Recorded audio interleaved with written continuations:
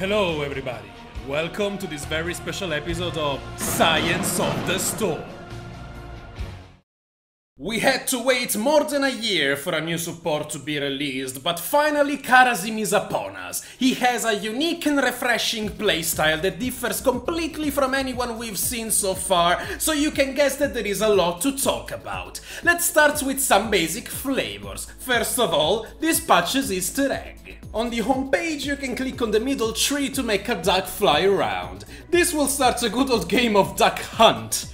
On the top left you will see the numbers of shots you have left, and if you manage to hit the duck, a treasure goblin will come out with your prize. In typical duck hunt fashion though, he also mocks you if you let it fly away. Damn you, goblin!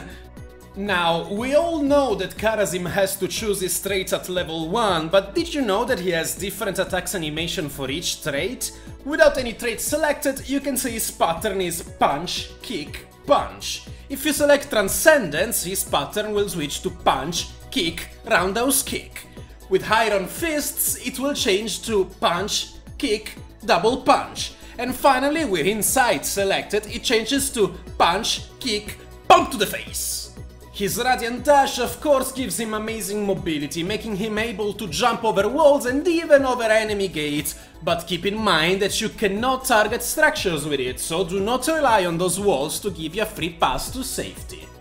But enough with basic mechanics, let's jump to the interesting stuff. Our first question comes in from Lorehand, which wants to know, do the attacks from Radiant Dash with Way of the 100 Fists count as a spell, or do they work like a basic attack?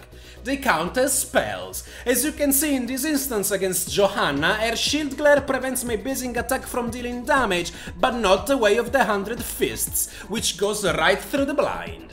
This next one comes in from RogueTech, and he asks, can you dash through a Void Prison?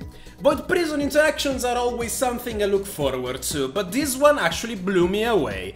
The VP will only stop Karazim at the end of his dash. He will even deal damage to the enemy before getting stuck in the prison. This means that Radiant Dash is a teleport and not an actual dash. The hitbox is present only at the end and not during the travel time. In case you are wondering, we did try to space the VP differently to hit him at the start of the cast, but even at max range, Radiant Dash will waltz right through the prison. Now, for a question that is relevant to the monk, but is really just a general interaction, and it comes from MacMin. When deciding who to heal, who exactly is lowest when maximum health pools are different? This also applies to Lily's Brew as well as Karazim's trait. The game will always pick the lowest health percentage and not the lowest overall health, as proven by my heals getting to Eeeekoo instead of Muradin in this example. Next we hear a Holocaust Robot who asks, does Eeeekoo of Heaven's second heal proc Soothing Breeze's CC removal? It does not. The CC removal is only triggered by the initial cast. The second cast will not even grant movement speed. Let's now move on to his heroics. Let's start with Divine Palm. Showmain asks, what happens to abilities that affect characters after a short delay, like Nova's triple tap, when used on a hero right before they die under Divine Palm? It turns out that the ability will immediately stop as the target goes into stasis mode, and said ability's cooldown will be triggered in its full duration. Talking about Seven-Sided Strike, let's start off with a classic, coming in from B Order. What is the interaction between Seven-Sided Strike and Void Prison? The prison will stop Karazim if it connects with one of his kicks. If you only target the middle, when he already started channeling and all the targets are on the sides, he will not be affected. Also, he resumes the cast as the VP ends. The next one is from LDPSTC, which asks, can Seven-Sided Strike target stealthed enemies or enemies in bushes? No to the first and yes to the second. It will not target stealthed heroes, but as it grants vision over the whole area as it is cast, it will target people in bushes or other places where you will normally not have vision.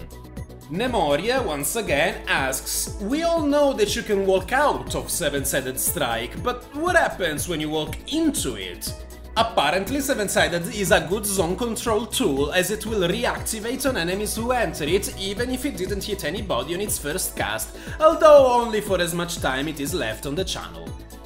This concludes this week's episode of Science of the Storm. As usual, you can find the link where you can submit your questions on the screen and in the description box below. You can also click on the bottom right of the screen to see more Heroes of the Storm content, and you can follow me on Facebook and Twitter, or join my chat channel in-game on the EU server by typing in Join SunGlare in-game. I am SunGlare, the Italian gamer, signing out. Thanks for watching.